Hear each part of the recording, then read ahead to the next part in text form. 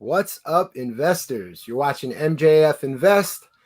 Decided to do a live stream, so make sure you tap that like button. Doesn't matter if you watch this live or after. I'm just gonna go over. I want to get some thoughts out there, opinions, and go over some news and kind of run through my thoughts. Before I get into it, though, tap that like button. If you're new to the channel, make sure you subscribe. This is a channel where we talk about the best investment opportunities. It could be stocks. Lately, it's been crypto. I just finished my first podcast with Will Clemente, Bitcoin writer and on-chain analyst. If you haven't seen that video yet, check it out. I got a couple other guests lined up that I'm very excited about. I don't want to drop any names yet, but some of them are pretty exciting. So make sure, if you're not subscribed to this channel, make sure you tap that subscribe button and turn the bell notification on so you're notified when I upload new content. It's been an interesting day.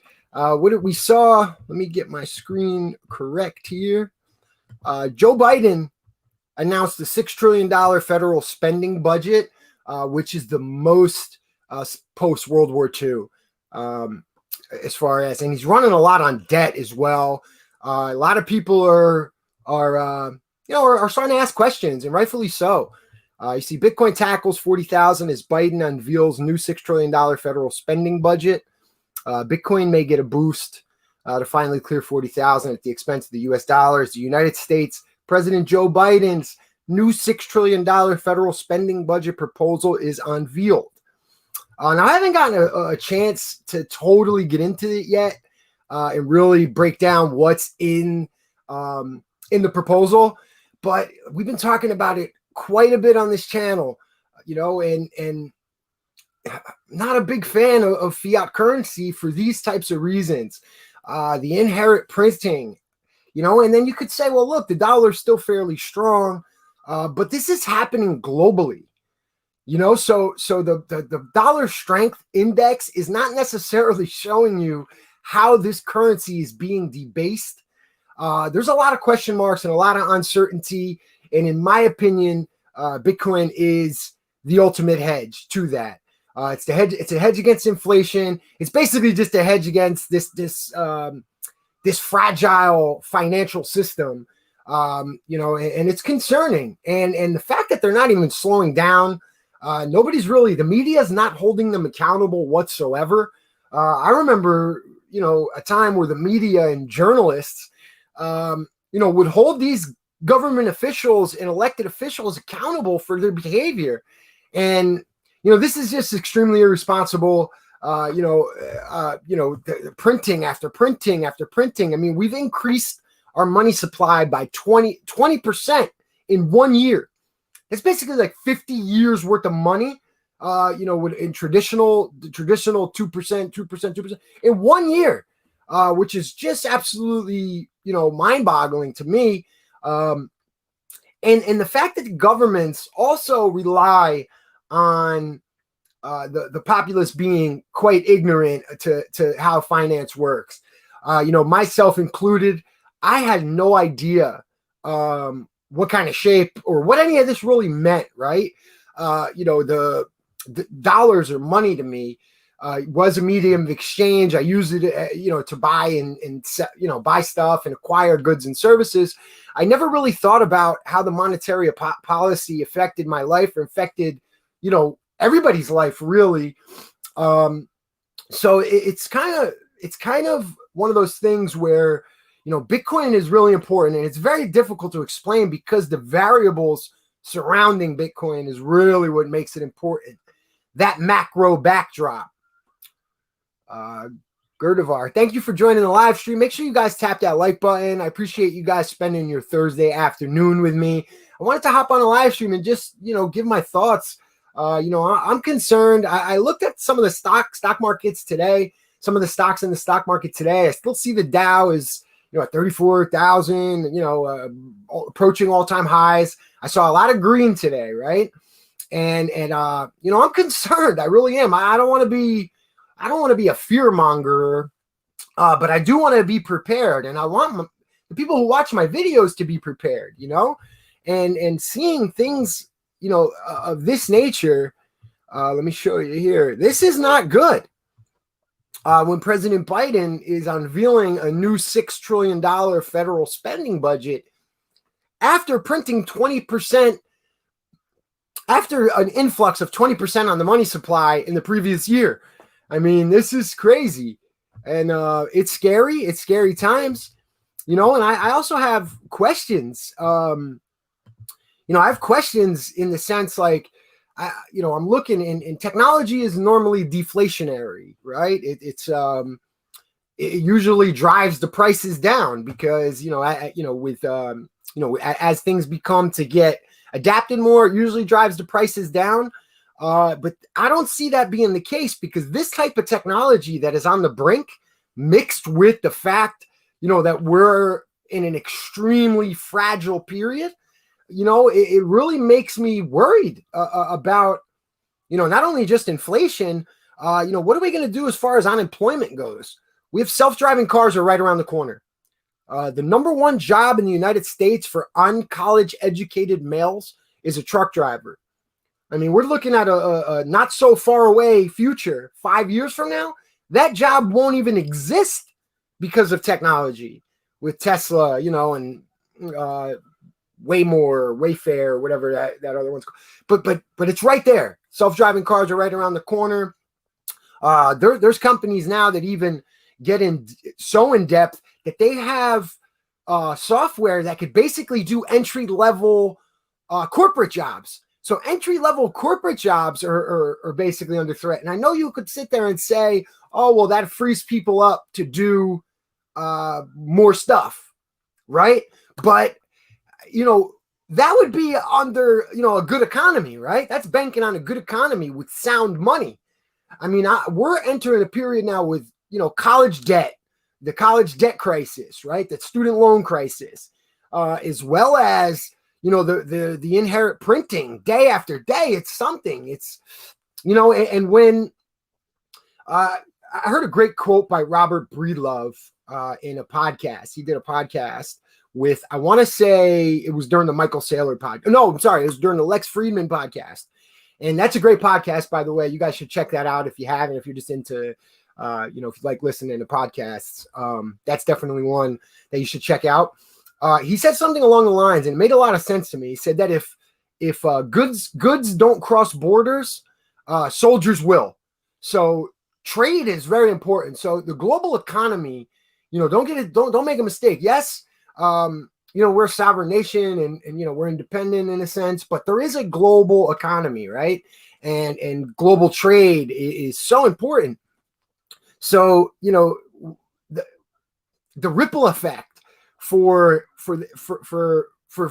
a tough period could have a big impact on even the top countries, and I just wanted to make another video, and I wanted to talk a little bit about this and put it out there because really what this is the government depends on the populace being ignorant and not being financially literate.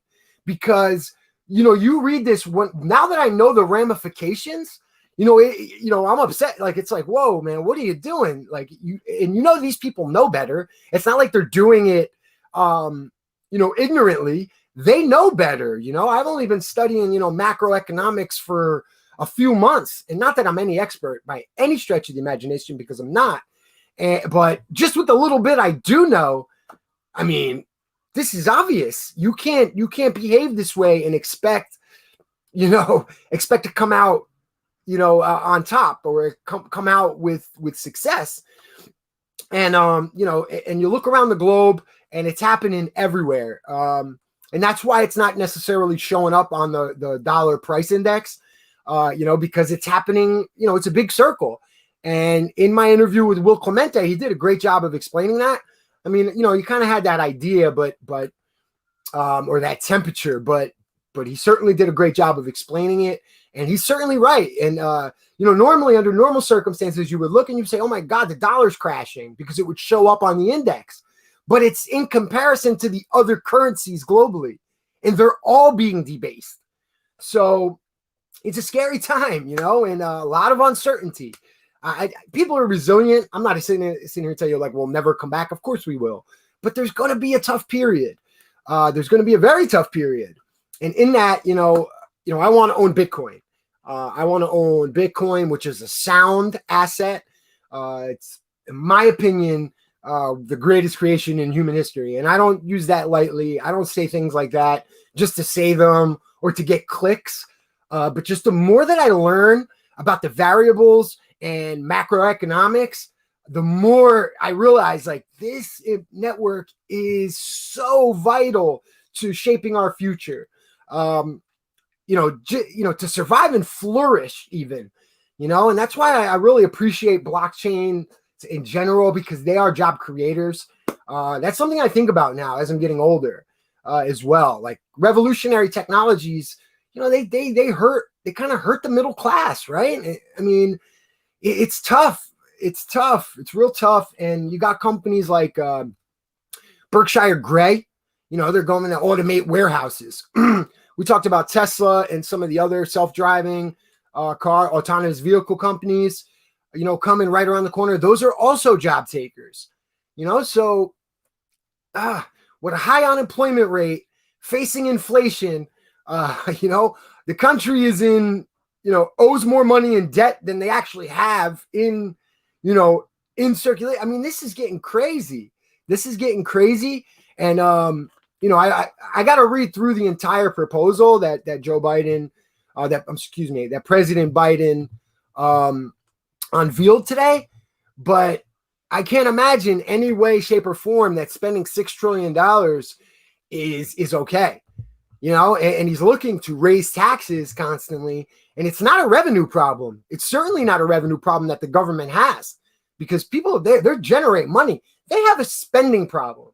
They have a big spending problem, and it doesn't look like it's even on their radar, which is concerning for me, as a middle-class person, because, that's who I feel like is under attack.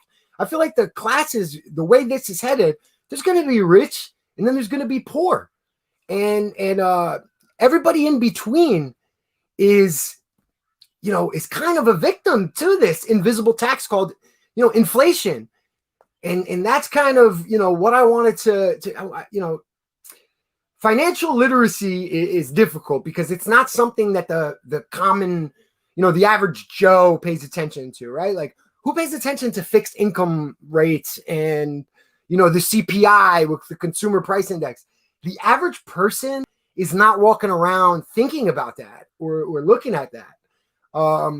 You walk around and you see rising prices and you think it's a flaw in capitalism. You believe that it's the vendor or the provider of the goods and services being greedy. But what's happening is when the currency gets debased, their margins are getting chopped into.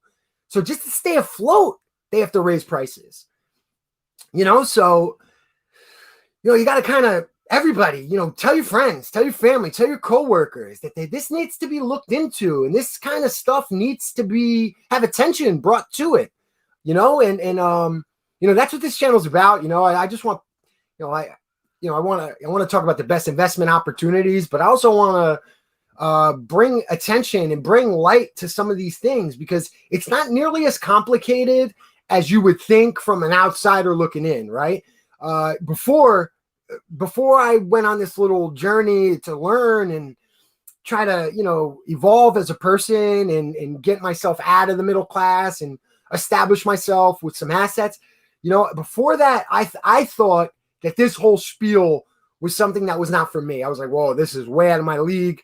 I'm not smart enough. I don't have a good enough job for that. I'm not, I don't wear a suit, that kind of thing. I work small business, I'm a contractor, and I just thought that this stuff was unattainable. It was unrealistic for a guy like me to get into this world and have some success. But over the last year, I've worked really hard to try to learn, and in that, gaining more confidence. And really, I believe anybody can learn it, just with the time and effort and cutting through the noise, cutting through the BS, and putting your attention where it's important, right? And monetary policy is so important. It is so important. And the fact that so many of us average people are ignorant to how money works.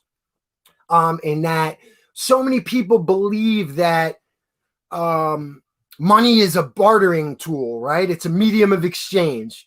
But money has many other characteristics, you know, and you know, it's just a shame. I'm 37 years old and I just learned that a few months ago. I just learned that money has multiple properties and characteristics, and functions within a society as, you know, not only a medium of exchange, but as a store of value and as a unit of account, right? And then it needs to be portable, divisible, you know, recognizable. Like, there's so much. And then when I compare our money, our current money in 2021 to, you know, to what it's supposed to be, you know, I'm not confident. You know, I'm not confident at all. And, you know, all the other fiat currencies throughout history besides the British pound have failed. And they followed a very similar path, followed a very similar avenue to, you know, debasement and ultimately collapse.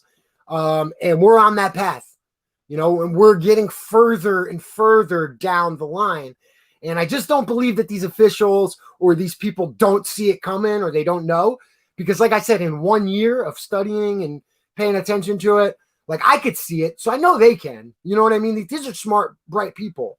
So, you know, I want to be prepared and I want to have sound money, which is Bitcoin, a store of value, which brings me to the next point I wanted to make. Carl Icahn, who is a renowned investor, spoke about cryptocurrencies today. He said that he wanted up to $1.5 billion worth of exposure in the cryptocurrency space. He said that Bitcoin is a store of value, and he said that Ethereum is basically money, which is no, you know, I saw a lot of Twitter, people pile in, pile on, you know, and then I start to wonder, and we live in a society where people just do not think for themselves. And it's kind of troubling because we have the access to this information, right? Carl Icahn, you know, basically said that Ethereum resembles money more than Bitcoin does, which is the truth in a sense of today's money, right? Like the US dollar, there's a lot, they get diluted. You know, it's not sound. It's not really hard to make, which is why Bitcoin's properties and characteristics are so important. The fact that it's a scarce asset, it's sound money, it's difficult to make, right? The fact that there's 21 million means no matter what, people cannot dilute the amount, right? Because where people see value, they tend to dilute it. They will go and make more, right? Like we fought wars over oil, so of course, right? Like if people see more value somewhere, they'll go create more. If you just got in this live stream, make sure you tap that like button. That kind of stuff goes a long way with the channel. If you're new here, also subscribe for future content. We're talking about just the macro landscape, you know, just the news, right? Like Joe Biden just announced a $6 trillion federal spending budget. What do you guys think? Anybody got any questions or thoughts? I could throw it up on the screen. Hey, Sean, how you doing, man? I was in the middle of a rant. I didn't even look at the comments. Let me throw this up. Sean says there's going to be a test for us. There's going to be a euphoria once we open back up. With all the old money people's visions, it might seem like everything is okay, but I agree 100% with your worries. Thank you, Sean. I appreciate that. After that, we will see the negative effects in tenfold. They will play on the average person's lack of knowledge. And that's right. Let me throw this. This is a very important comment. And they will play on the average person's lack of knowledge and will keep promising new results while delivering worse. Hi, Luigi. Luigi asks about Litecoin. Luigi, this is a new name. Thank you for joining. I hope you subscribe and tap that like button. You know what? To be honest with you, I'm no expert on Litecoin. I know they use proof of work consensus. I also want to tell you, as I'm talking about cryptocurrencies and as I'm, giving you my spiel about the economy and the macroeconomic backdrop, if you will, I am a Bitcoin bull. The altcoins, all the other altcoins, out of them, and I'm not familiar with all of them, so forgive me if you own a coin or you've done your due diligence, and I'm about to say what I'm about to say, and you don't like it. There's a handful. There's about 5 to 10 crypto assets that I am familiar with, that I am bullish on, that I see a real world use case for, where I see a problem and I see a project going to fix it, going after it. Oh, wow, this is great to read. I'm going to get back to that point in 1 second. Ernest Leon says he just filled out the forms to take his money out of his 401k and putting it into crypto. And I love that move. I love that move because, I'm really concerned about going forward, what we could face a tough period with inflation and, again, uncertainty with student debt, uncertainty with employment, right? Like with the rise of AI and robotics, you have to be paying attention to this. And if we're getting hit simultaneously with inflation and the AI and robotics revolution, yeah, and that's exactly what I Ernest, honestly, that's what I was saying about 3 months ago, because this used to be a stock channel. I used to talk about stocks and stocks only. I'm swing trading, and then I had my long-term investments. And that was the focal point of this channel, was to just kind of try to grab new investors in and get them familiar with investing and that kind of thing. But as I started dipping my toe into, economics, and again, I'm no expert. Remember, I'm just a regular guy, but this is something I've been paying attention to and something that I've been learning and I've been reading about, and it's fascinating to me. And, it's pretty easy to see, like, it's going to be a tough time. Like we have some trouble. And I turned to Bitcoin first, then altcoins. And as I'm learning more and growing, it's obvious to me too, when I start to also factor in, and I want everybody to pay attention to this, is once you factor in capital gains taxes, are any of the altcoins really going to be better for me than Bitcoin? Because I've been really considering, like, really tightening up my digital assets. Because at the moment, I think I own 7. I own Bitcoin, I own Ethereum, I own Cardano, I own Matic, I own Basic Attention Token, I own Mana. I might own 1 or 2 more. Oh, I own Flexa, which I just recently purchased, and I may own 1 more, but relatively small positions. Oh, Link, obviously. Link and Bitcoin are the lion's share, right? And, I have a fairly large position in Ethereum. And the other ones are now Matic as well. But I was really been thinking about really tightening up and really paying attention to Bitcoin, Ethereum, and Link, because those are the ones that I believe in long term. I don't think smart contracts are going anywhere. I believe, this is just me. Now, I'm a Bitcoin maxi. Believe me, I'm a full believer in Bitcoin, but I'm not one of those maximalists that I don't believe any other cryptocurrency doesn't have a valuable use case, right? And I'm bullish on Ethereum. I'm very bullish on DeFi, NFTs.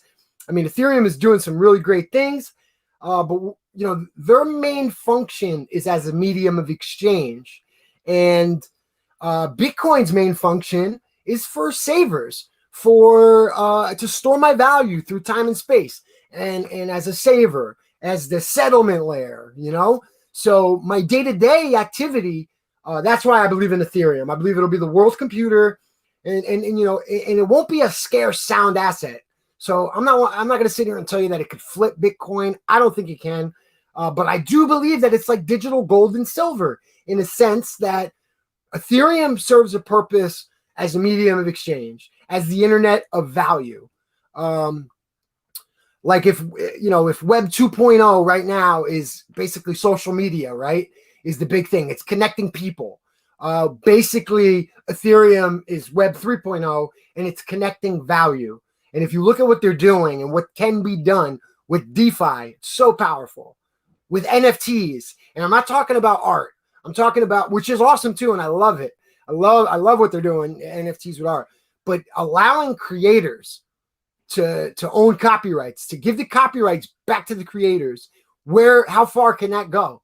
That could go to books, to music, any kind of artistry, any kind of creator. You keep the power. The power is back in your hands, and that's in thanks to Ethereum.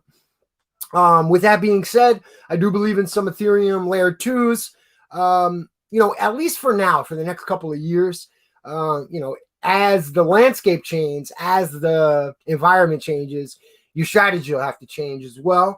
But as of right now, but again, I've really been thinking about tightening up and asking myself, like a mana token. Like I'm bullish on gaming. I'm bullish on NFTs. I'm bullish on virtual real estate. So in my thesis, I have them do a 10x. But once I factor in with that 10x capital gains taxes and everything else, isn't it better for me just to hold Bitcoin, an asset that I'm not selling, an asset that I don't have to pay capital gains taxes on because I won't sell it, right? Like if I just tightened up, in Bitcoin, Ethereum, Link, and maybe one or two others, right? That's kind of a strategy that I've been thinking about lately. If you guys are still in this live chat, make sure you hit that like button. If you're new to the channel, make sure you subscribe. And I'm really proud of the interview that I did with Will Clemente from Bitcoin Magazine and On-Chain Analyst over the weekend. If you haven't seen that video, please check that one out. He really does a great job of articulating the importance of Bitcoin and the variables, the factors that make Bitcoin important. The way the world is going, the way things are headed, Bitcoin is inevitable. That's really how I feel. And I just think when I read headlines, like I said, like this Joe Biden $6 trillion spending, federal spending budget, it's terrifying. It really is. And, and I really want to be a part of a movement that gets the public aware that the average Joe or average Jane does understand or recognizes when their currency is being debased, and that's why tell your coworkers about it, tell your friends, tell your family, tell them just to look into it a little bit, the ramifications of printing money this way, Gurvinder asked about Shiba Inu. No, I'm not a fan of any of the. Believe it or not, if you were gonna just buy a lottery ticket, go for it. But that's all it is a lottery ticket. I'm looking for real life use cases, projects that are going after a problem. If I can identify a problem in society, and if the project's going after it, and then I look through the project and they're using a consensus mechanism that's reasonable. If they have some advisors or, team members that, are established, meaning they've had some success elsewhere, then I can get involved. I'm not one of those guys that's just I don't believe in all the cryptocurrencies. A lot of them are shit coins, pardon my language. But there are a few, I would say a handful, a good, 10 maybe, that are real solid digital assets going after real world problems with real world use cases. And they're very exciting. Those are the kind of coins that I'll hold. I don't mind speculative assets as long as they're going after something real, and that one, Shiba Inu, I'm not a fan. That's one of those meme coins, and Doge, I'm not into it. You know what I mean? As a medium of exchange, I believe Ethereum is going to win. Proof of work consensus. Somebody brought up Litecoin before. Bitcoin is the proof of work consensus. Doge also uses proof of work. So in my heart, whatever, you know what I mean? Like, I'm glad because people who have a good experience with Dogecoin are more likely to stay involved in the cryptocurrency space and possibly buy other digital assets. So great, but I'm not going to be one of them. I'm here to tell people And again, I'm not a financial advisor. Remember that. And this is not financial advice, but I'm concerned for these reasons. And I believe Bitcoin is the hedge / ultimate insurance policy against that, as well as, what are we trying to do, right? Like, think about that. We're trying to store our value through time and space. And there is no better way to do that than with the Bitcoin network. Look into ICP. Yes. I have that one on my list. I'm certainly going to be looking into it. I'm not familiar enough with it to talk about it on my channel, but I do appreciate you bringing it up to me. You know what? I'm going to wrap it up, guys. We've done 30 minutes. I appreciate you guys so much. I hope you guys enjoyed the live stream. If you found anything of value within this content, make sure you tap that like button and subscribe for future content. And as always, thank you guys so much, and I'll see you guys next time.